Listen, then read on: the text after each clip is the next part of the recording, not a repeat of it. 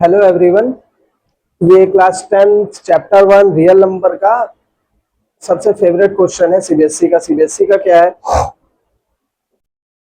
मजबूरी है ये क्वेश्चन देना, क्योंकि चैप्टर 1 में टॉपिक के नाम पे एचसीएफ एलसीएम है और इरेशनैलिटी प्रूफ करने के लिए क्लास 9 का 2026-27 सेशन में यही क्वेश्चन क्लास 9 में भी दे दिया है। बट वहां पे क्या है, बोर्ड्स नहीं है तो वो नॉलेज के बेसिस पर दे दिया है। यहाँ पर उसने सिलेबस में कुछ चेंज नहीं किया है मेरे ख्याल से, फर्स्ट चैप्टर में तो फिलहाल नहीं किया है। जिस डेट में आज मैं वीडियो बना रहा हूं अभी तक तो चेंज नहीं किया। फर्स्ट चैप्टर में वही टॉपिक्स है, एचसीएफ एलसीएम और इरेशनैलिटी। तो इरेशनैलिटी का है, बेस्ट क्वेश्चन है, इजी क्वेश्चन है। We have to prove root 3 is irrational. इसके अलावा भी 2-3 तरीके के होते हैं क्वेश्चन जिसमें इरेशनैलिटी प्रूफ करना होता है। देखिए फिलहाल इसको कैसे करते हैं, कॉन्ट्राडिक्शन थ्योरी से करते हैं। सबसे पहले क्या करेंगे, let root 3 is a rational number. ठीक है, इसका मतलब क्या है अगर रूट 3 रैशनल है तो root 3 is equal to p by Q.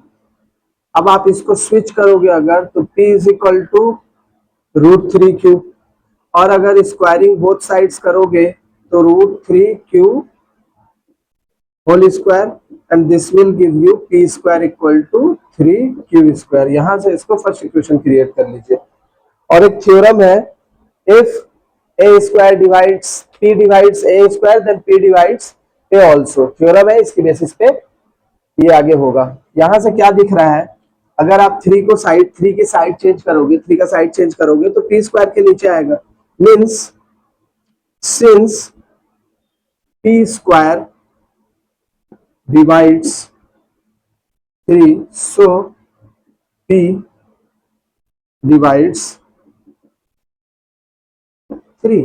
इसका मतलब क्या है,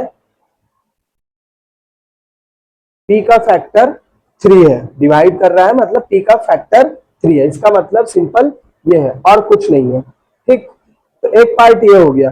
अब आपको नेक्स्ट क्या करना है, मैं एक बार वीडियो चेक कर लूं। ओके डन, वीडियो रेंज में है, ठीक है। अब आपको क्या करना है, आपको नेक्स्ट लेट करना है, एक और let p is equal to, ये जो आया यहाँ पे p स्क्वायर, इसको लेट करना है। ये तो फर्स्ट इक्वेशन है, इसको let p is equal to 3r। आपको कुछ भी दे सकता है, रूट 3 दे सकता है, रूट 5 दे सकता है, रूट 2 दे सकता है, रूट 7, कोई सा भी प्राइम नंबर दे सकता है, या फिर ऐसा नंबर जो परफेक्ट स्क्वायर नहीं है। रूट 4 नहीं देगा, रूट 9 नहीं देगा, रूट 2, रूट 3, रूट 5, रूट 7, ये 4 में से आ जाएगा। ठीक है, let p is equal to root 3, p is equal to p is equal to 3r। Again आपको दोनों साइड स्क्वायरिंग कर देना है, तो दोनों साइड स्क्वायरिंग कर देंगे तो क्या होगा, p square equal to 9r square. p square की वैल्यू यहां से पता है आपको, क्या है, 3q square, 3q square equal to 9r square. यहां से आप क्या लिखोगे, q square equal to 3r square. ये हो गया सेकंड स्टेटमेंट, सेकंड इक्वेशन। ठीक है, ये हो गया सेकंड इक्वेशन। अब इस चीज को फिर वैसे ही लिख दोगे जैसे फर्स्ट में लिखे थे। क्या लिखे थे फर्स्ट में, यहाँ पर p स्क्वायर डिवाइड्स 3, सो p divides 3। Again since q square divides 3 so q divides। अब देखिए यहां पर सीधा सीधा कॉन्सेप्ट है कि p by q is a rational number, and since p by q is a rational number, जिस चैप्टर के कॉन्टेक्स्ट में है, p by q rational number है, p by q rational number है, तो p by q को prime होने चाहिए। यहां पे लिख लो मन है तो, p and q आर को प्राइम्स। को प्राइम्स का मतलब आप जानते हैं, नहीं जानते हैं तो जान लीजिए क्या है। को प्राइम्स का मतलब होता है ऐसे दो नंबर जिनका कॉमन फैक्टर केवल 1 होता है। ठीक है, तो को प्राइम्स है। लेकिन यहां पर क्या दिख रहा है, फर्स्ट और सेकंड इक्वेशन के नीचे जो स्टेटमेंट लिखा है, पी और क्यू का कॉमन फैक्टर 3 है, 1 तो सभी का होगा। इसका मतलब हमने जो लेट किया है वो गलत लेट किया है। सिंस, तो आप जो समझ रहे हो उसको लिखना है, p by Q is a rational number, but here P and Q both have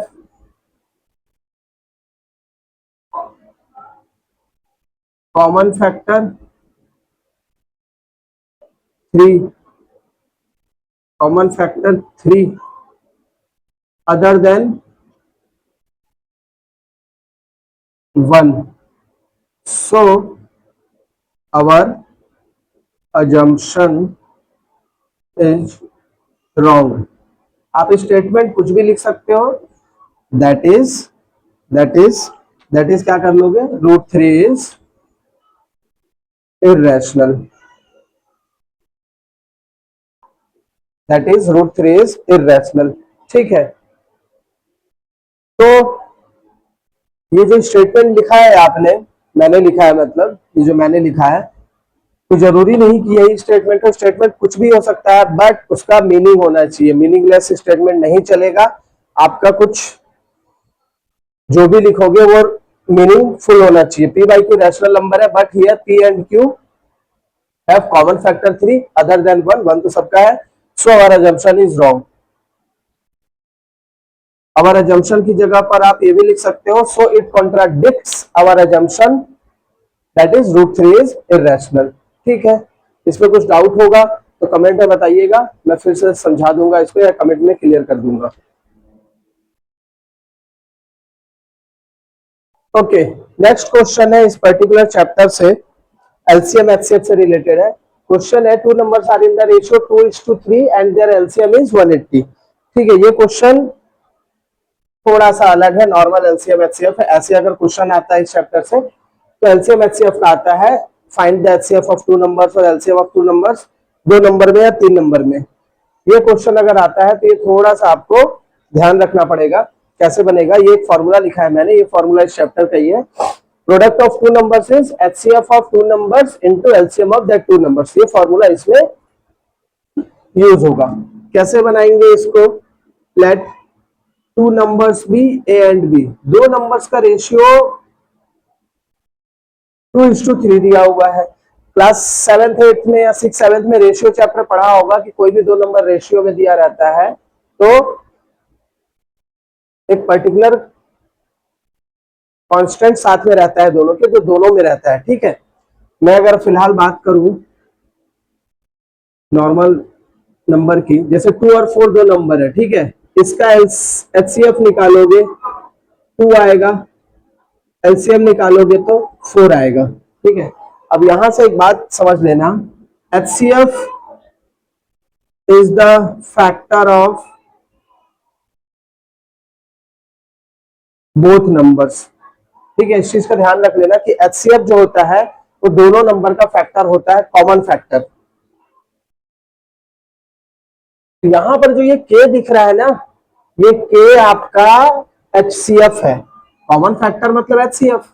यहाँ पे लिखना है तो लिख सकते हो, let k is equal to HCF of this 2 numbers। ये एक नंबर है, ये एक नंबर है, ये एलसीएम, इन दोनों का एलसीएम 180 दिया है। अब आप क्या करेंगे, ये फॉर्मूला लगाएंगे। अच्छा, गिवन में लिखना है ना, तो गिवन में एलसीएम भी लिख लीजिए, क्या दिया हुआ है, एलसीएम में 180 दिया है। नाउ नाउ क्या कर लेंगे, फॉर्मूला लिख लीजिए, product of 2 numbers is equal to HCF और LCM. Product of 2 numbers A into B, A क्या है 2k, बी क्या है 3k, एचसीएफ कितना है k। इस चीज को याद रखना है, जो कॉमन पार्ट है that will be HCF. LCM कितना है 180, एक k को काट दीजिए।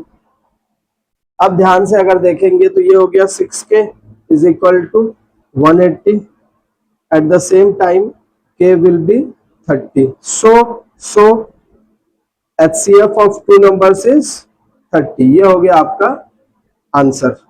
ठीक है, ये जो k आएगा that will be the answer of this particular question, मतलब k का वैल्यू 30, मतलब वो HCF हो गया।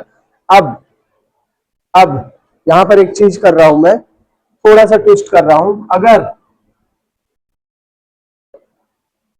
ये क्वेश्चन तो सिंपल है, ये क्वेश्चन आरडी का है, आरएस अग्रवाल में भी दिया है, क्वेश्चन क्लासेस में जनरली पूछते हैं। अगर इस क्वेश्चन को मैं स्विच कर दूं, क्या स्विच करूं, बस एलसीएम और एचसीएफ को इंटरचेंज करूं, तो क्या होगा, एचसीएफ